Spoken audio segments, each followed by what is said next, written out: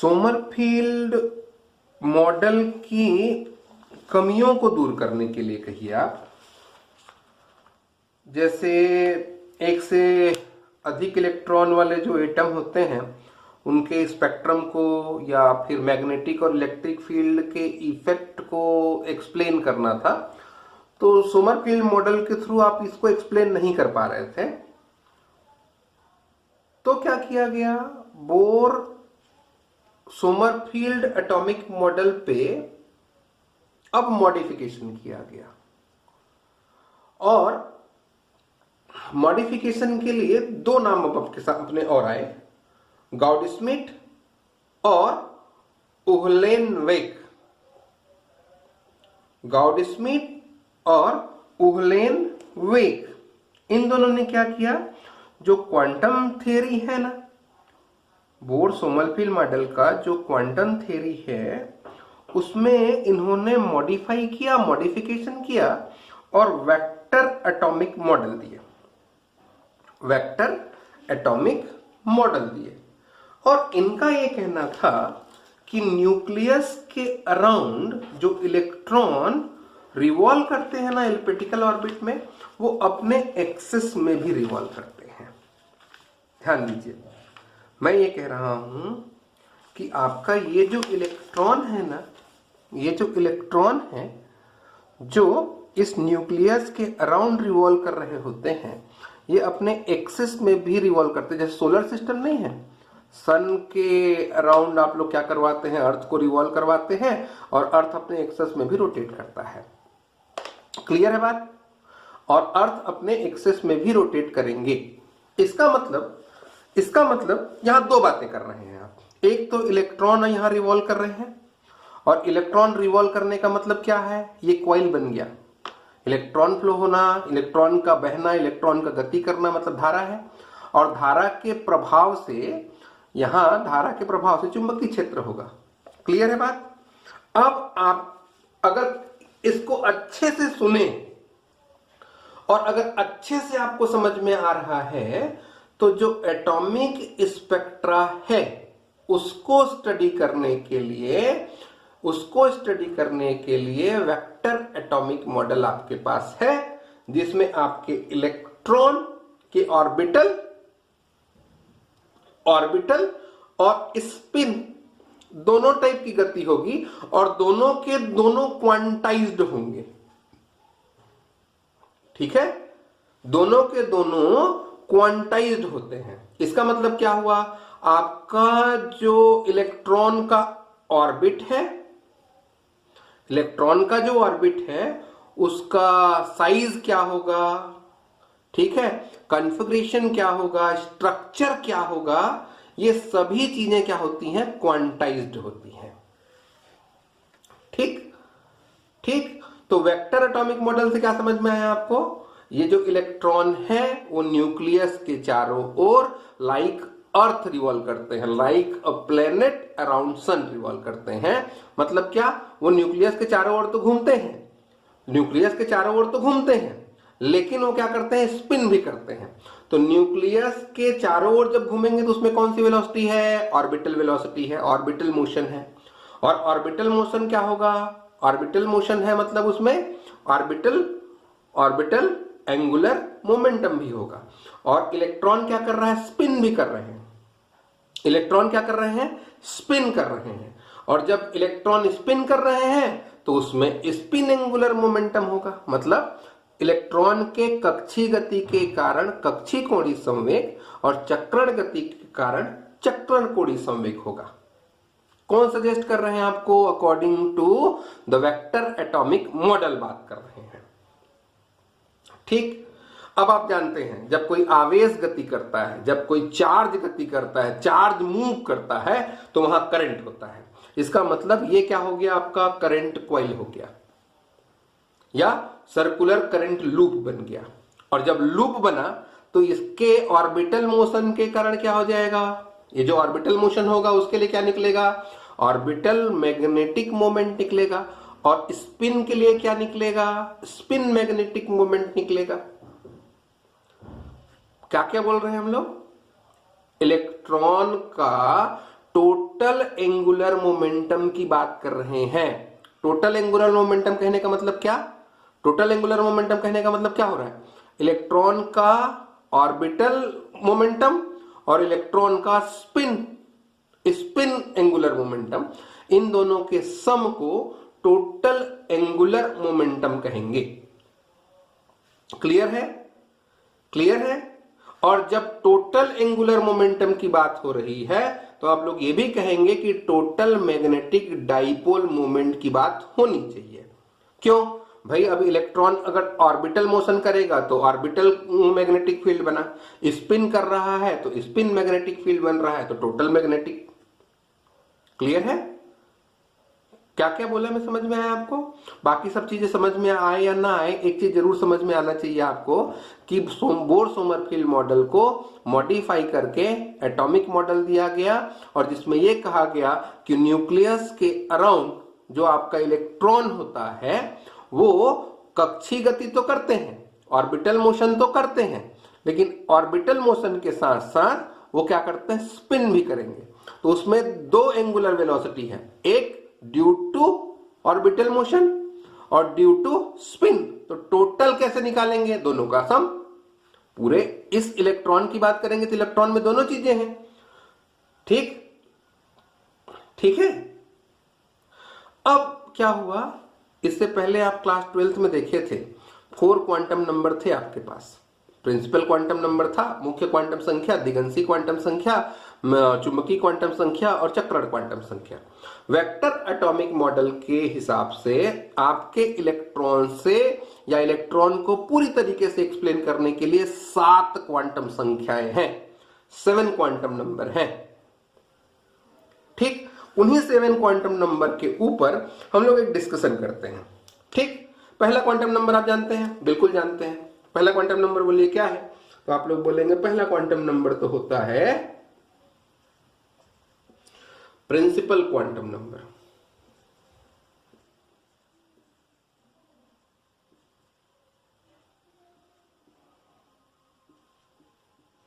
Principal quantum number को n से denote करते हैं। ये क्या बताता है आपको याद है? 12th वाला याद है? ये जो n है क्या बताता है? ये इलेक्ट्रॉन के कक्षा की संख्या बताता है। ठीक है, सेल नंबर को बताते हैं, सेल नंबर को बताते हैं। और बोर सोमरफील्ड के अकॉर्डिंग n का जो वैल्यू है, बोर सोमरफील्ड के अकॉर्डिंग n का वैल्यू 1 2 3 एंड सो ऑन होता है। यदि n इक्वल टू 1 है, इसका मतलब आप k सेल की बात कर रहे हैं। n इक्वल टू अगर 2 कहते हैं आप, तो m सेल की बात कर रहे हैं एंड सो ऑन। ठीक है, इसका मतलब आपका ये जो n होता है, आपके पास ये जो प्रिंसिपल क्वांटम नंबर होता है, वो किसको बताएगा? कक्षा की संख्या को बताता है, कोष संख्या बताता है, सेल नंबर बताएगा। क्यों? देखिए भाई, आप लोगों ने इसी प्रिंसिपल क्वांटम नंबर के बेस पर कहा था कि Rn is proportional to n square होता है, और इसी के बेस में आपने ये भी कहा था कि En is proportional to 1/n square. ठीक, और पालीज एक्सक्लूसिव प्रिंसिपल अगर आपने पढ़ा है या सुना है और नहीं पढ़ा तो एक बार देखिए जरूर। तो उसके हिसाब से ये कहा गया कि n के जो वैल्यू होंगे उसके लिए maximum possible number of electron कितने होते हैं? 2n square. मतलब समझ में आ रहा है आपको? मतलब ये अगर n की वैल्यू 1 है तो वहां नंबर ऑफ इलेक्ट्रॉन कितने होंगे? 2। n की वैल्यू 2 है तो कितने होंगे? 8। तो इलेक्ट्रॉनिक कॉन्फ़िगरेशन ऐसे नहीं लिखते हम लोग, 2 8 8 18। ये इसी के बेस पे है। तो मेरे ख्याल से पहला क्वांटम नंबर समझ में आया आपको? पहला क्वांटम नंबर होता है मुख्य क्वांटम संख्या, इसे n से डिनोट करते हैं, ये कोषों की संख्या को बताते हैं। यदि n की वैल्यू 1 है तो ये k सेल को बताता है, k कोष को बताएगा, m को बताएगा, l को बताता है। और पाउलीज एक्सक्लूसिव प्रिंसिपल के हिसाब से, पाउली के अपवर्जन नियम के हिसाब से, किसी भी n मान के लिए अधिकतम इलेक्ट्रॉनों की संख्या 2n² होती है। क्लियर है? अब अगर दूसरे क्वांटम नंबर की बात करें, ये जो दूसरा क्वांटम नंबर है इसको बोलते हैं ऑर्बिटल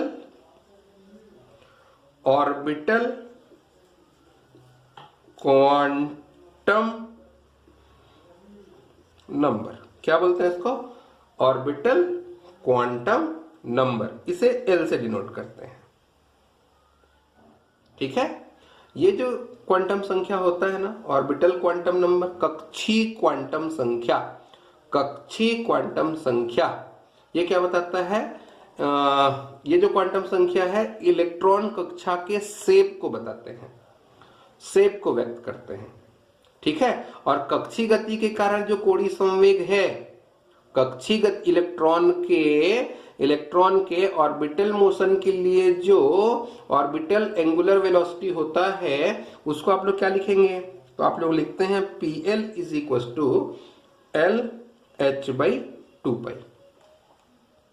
और ये जो L आपने लिया है ना, ये जो L है इसका मान n की वैल्यू पर डिपेंड करता है। और n की वैल्यू के लिए L के पॉसिबल वैल्यू क्या क्या हो सकते हैं? L का जो वैल्यू होता है 0 से लेकर के n-1 तक होता है। ठीक? इसका मतलब ये हो रहा है कि n के किसी भी वैल्यू के लिए L के कुल कितने होंगे? n वैल्यू होंगे। कैसे? अब इसको समझिए। जैसे n क्या दिखाता है? प्रिंसिपल क्वांटम नंबर क्या दिखाता है? सेल को बताते हैं, सेल के बारे में बताते हैं ना। तो ये जो L है ना वो सब सेल के बारे में बताते हैं। कैसे सब सेल? जैसे L = 0 होगा तो ये S सब सेल की बात करते हैं। L = अगर 1 है तो ये P सब सेल की बात करते हैं। L = अगर 3 लिखते हैं तो L = 2 लिखते हैं तो D है, L = 3 लिखते हैं तो F है। ये सब सेल को बताते हैं।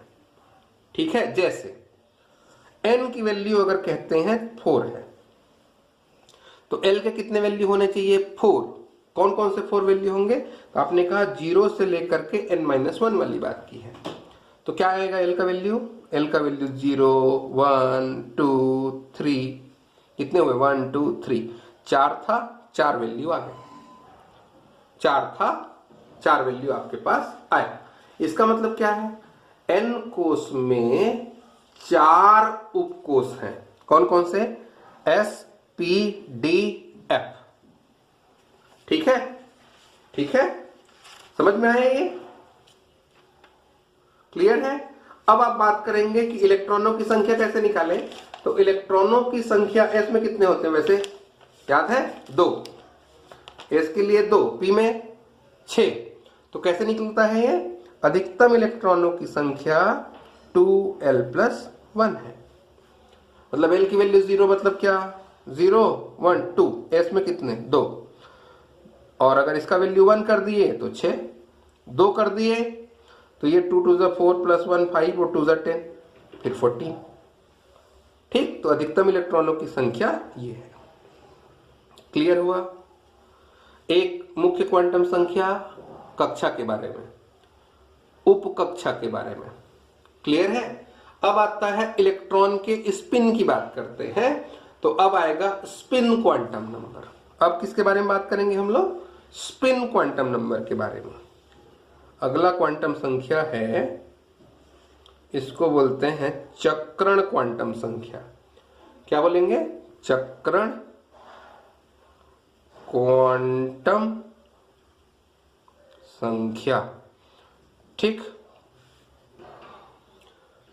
इसका मतलब क्या है? इलेक्ट्रॉन केवल न्यूक्लियस के चारों ओर ऑर्बिटल मोशन नहीं करते, बल्कि अपने अक्ष में भी क्या करते हैं? घूमते रहते हैं, चक्रण गति करते रहते हैं।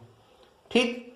तो चक्रण गति करते हैं, इसका मतलब क्या? इसके लिए भी एंगुलर मोमेंटम होगा, वो भी क्वांटाइज्ड होते हैं, SH/2π होता है।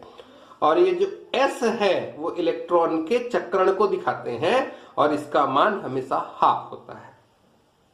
इसकी वैल्यू कितना? हाफ। चाहे n कुछ भी हो, l कुछ भी हो, इसका मान हाफ होता है। क्लियर है? आगे गए, पहला प्रिंसिपल क्वांटम नंबर सेल के बारे में, सब सेल के बारे में। अब ये चक्रण बता रहे हैं। इसके बाद आता है total quantum number. Fourth number है टोटल क्वांटम नंबर।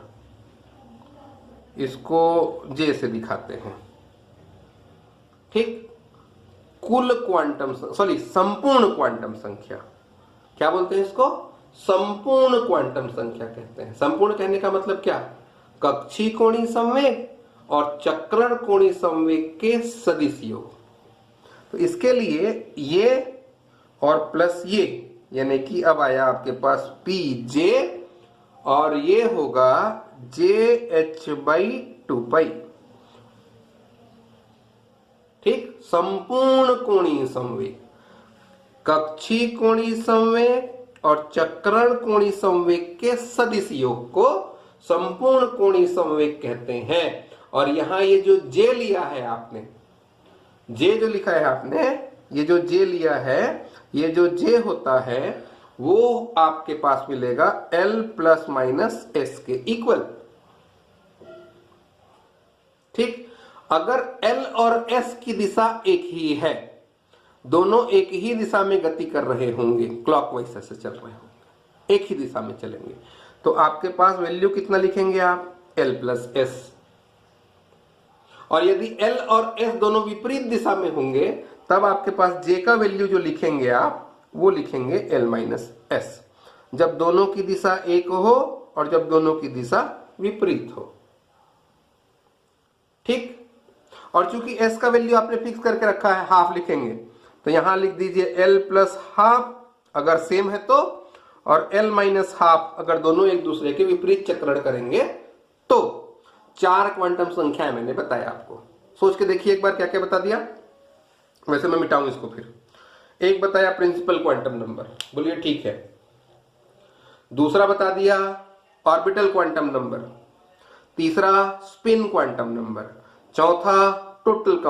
अगला जो क्वांटम संख्या है, फोर्थ हो गया, फिफ्थ नंबर का जो क्वांटम संख्या है, यह मैग्नेटिक ऑर्बिटल क्वांटम नंबर है, चुंबकीय कक्षीय क्वांटम संख्या है, इलेक्ट्रॉन के कक्षीय गति के कारण।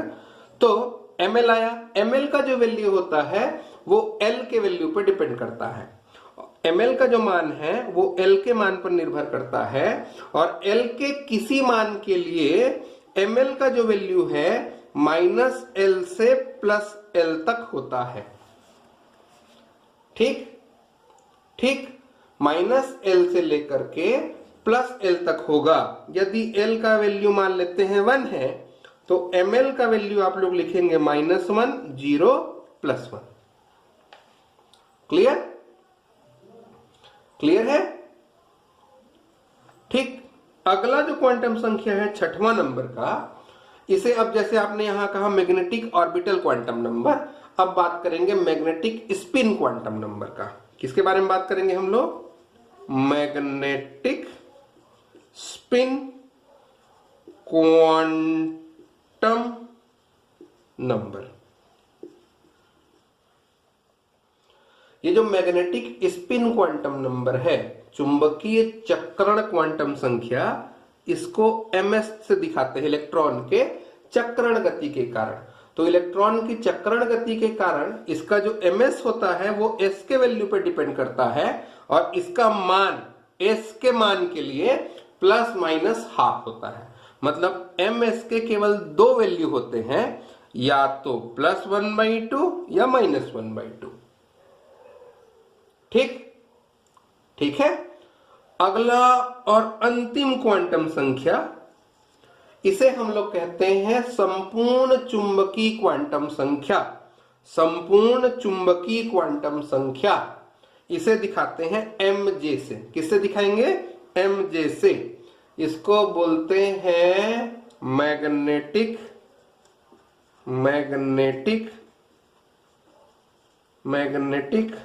एक मिनट जी,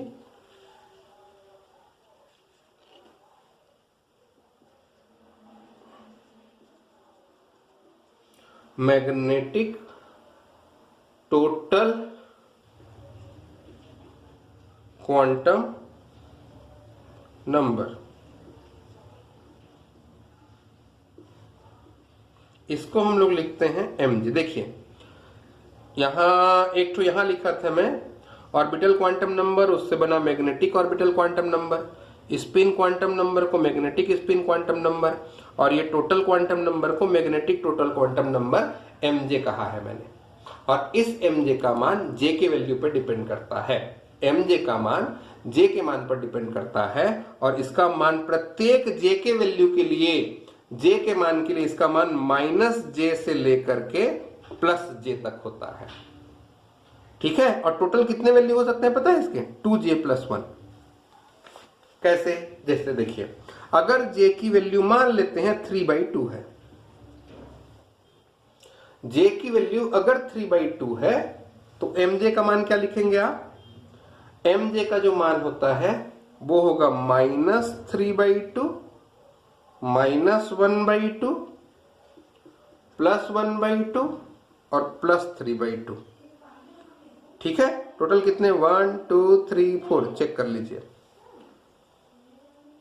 ठीक है। ये 7 क्वांटम संख्याएं हैं वेक्टर एटॉमिक मॉडल के हिसाब से। किसी इलेक्ट्रॉन को पूरी तरीके से व्यक्त करने के लिए इन 7 क्वांटम संख्याओं के बारे में आपके पास जानकारी होनी चाहिए। ठीक है। ये क्वांटम संख्या क्या है? पहले आपके पास 4 क्वांटम संख्या पढ़े आपने।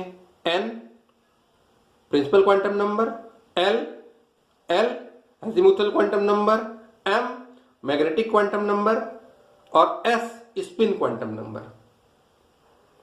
ठीक। और ये 4 क्वांटम नंबर से आप लोग इलेक्ट्रॉन को कंप्लीटली एक्सप्लेन कर पा रहे थे, इलेक्ट्रॉन की अवस्था को पूरी तरीके से परिभाषित कर दे रहे थे।